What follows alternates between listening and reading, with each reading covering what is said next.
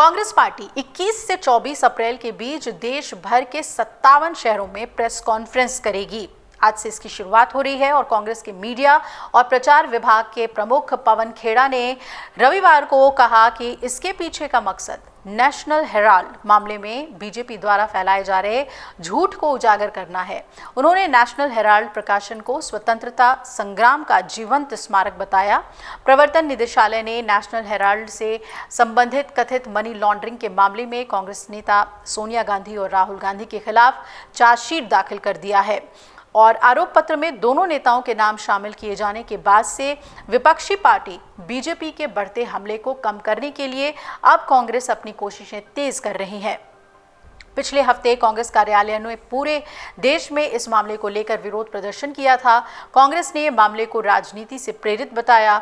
साथ ही इसका मुकाबला करने के लिए शनिवार को महासचिवों और प्रभारियों ने दिल्ली में एक बैठक की। इस बैठक में मामले से निपटने के लिए रणनीति तैयार की गई है। इस दौरान ये जोर देकर कहा गया कि मामले में कांग्रेस नेतृत्व द्वारा कोई अपराध नहीं किया गया है। वो बीजेपी की गलत सूचना की रणनीति का मुकाबला करने के लिए आज से गुरुवार तक पूरे देश में प्रेस कॉन्फ्रेंस करेंगे। पी चिदम्बरम दिल्ली में प्रेस कॉन्फ्रेंस करने वाले हैं, तो वहीं शशि थरूर लक्षद्वीप में पत्रकारों को संबोधित करेंगे। राजस्थान के पूर्व मुख्यमंत्री अशोक गहलोत शिमला में, गौरव गोगोई जोरहाट में, सैयद नसीर हुसैन गोवा में, पृथ्वीराज चौहान बेलगाम में और मनीष तिवारी चंडीगढ़ में एक प्रेस कॉन्फ्रेंस करेंगे। प्रणव झा धर्मशाला में प्रेस कॉन्फ्रेंस करने वाले हैं।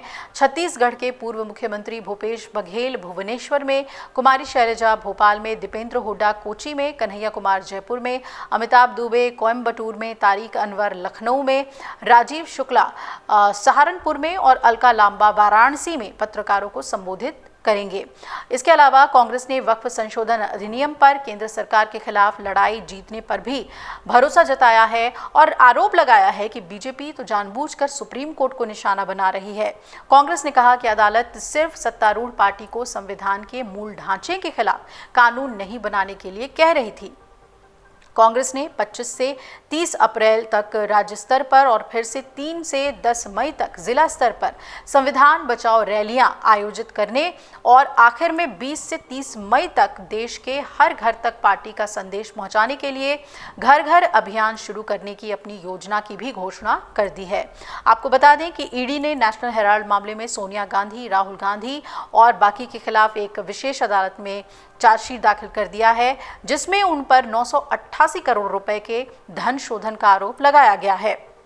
आरोप है कि कांग्रेस नेताओं द्वारा अपनी सार्वजनिक कंपनी एसोसिएटेड जर्नल्स लिमिटेड की 2000 करोड़ रुपए की संपत्ति हड़पने के लिए एक आपराधिक साजिश की गई थी, जिसके तहत 99% शेयर केवल 50 लाख रुपए में यंग इंडियन नाम की कंपनी को ट्रांसफर कर दिए गए, जिसमें सोनिया गांधी और राहुल गांधी खास तौर पे सबसे ज़्यादा यानी कि बहुसंख्यक शेयरधारक थे।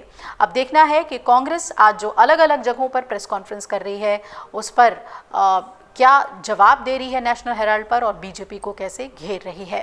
कांग्रेस पार्टी 21 से 24 अप्रैल के बीच देश भर के 57 शहरों में प्रेस कॉन्फ्रेंस करेगी। आज से इसकी शुरुआत हो रही है और कांग्रेस के मीडिया और प्रचार विभाग के प्रमुख पवन खेड़ा ने रविवार को कहा कि इसके पीछे का मकसद नेशनल हेराल्ड मामले में बीजेपी द्वारा फैलाए जा रहे झूठ को उजागर करना है।